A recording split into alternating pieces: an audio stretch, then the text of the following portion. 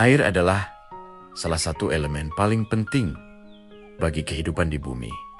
Tanpa air, tidak akan ada tumbuhan, hewan, ataupun manusia. Namun, sebuah fakta ilmiah yang menarik dan mengejutkan adalah air di bumi kemungkinan besar bukan berasal dari bumi itu sendiri. Lalu, dari mana sebenarnya air yang kita minum setiap hari ini berasal? Untuk memahami hal ini, kita perlu kembali ke masa sekitar 4,5 miliar tahun yang lalu, saat bumi baru saja terbentuk. Pada masa awal pembentukannya, bumi merupakan planet yang sangat panas, dipenuhi lautan magma dan aktivitas vulkanik yang ekstrem.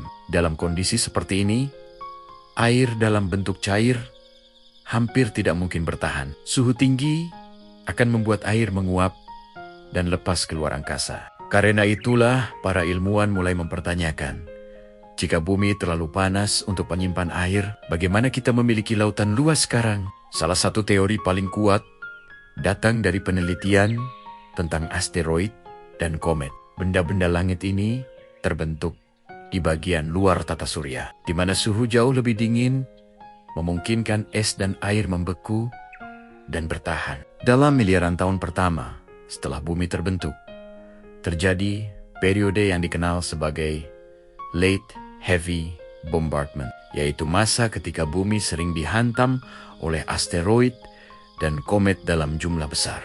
Para ilmuwan percaya bahwa benda-benda inilah yang membawa air ke bumi. Saat asteroid atau komet yang mengandung es menghantam permukaan bumi, es tersebut mencair akibat panas tumbukan dan suhu planet, lalu menjadi air cair yang perlahan mengisi cekungen-cekungen dan membentuk lautan.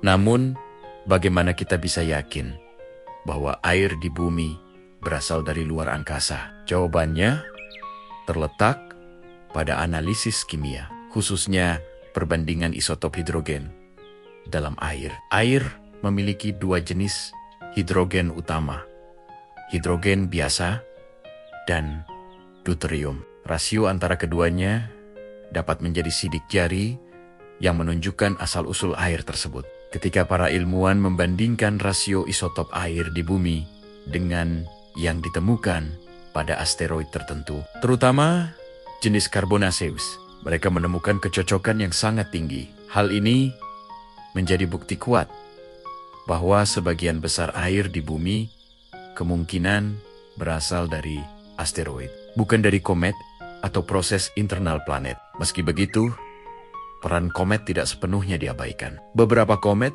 juga memiliki komposisi isotop yang mirip dengan air di bumi, meskipun banyak yang berbeda. Ini menunjukkan bahwa sumber air bumi mungkin tidak hanya satu, melainkan kombinasi dari berbagai objek luar angkasa. Selain itu, ada juga teori lain yang menyatakan bahwa sebagian kecil air mungkin berasal dari dalam bumi sendiri.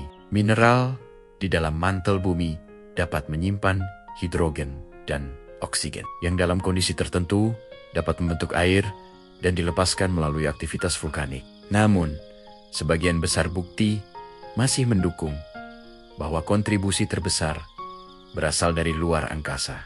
Menariknya, jika air memang datang dari asteroid, maka ini berarti bahan dasar kehidupan juga bisa tersebar di seluruh alam semesta. Banyak asteroid tidak hanya membawa air, tetapi juga molekul organik sederhana yang merupakan bahan pembentuk kehidupan.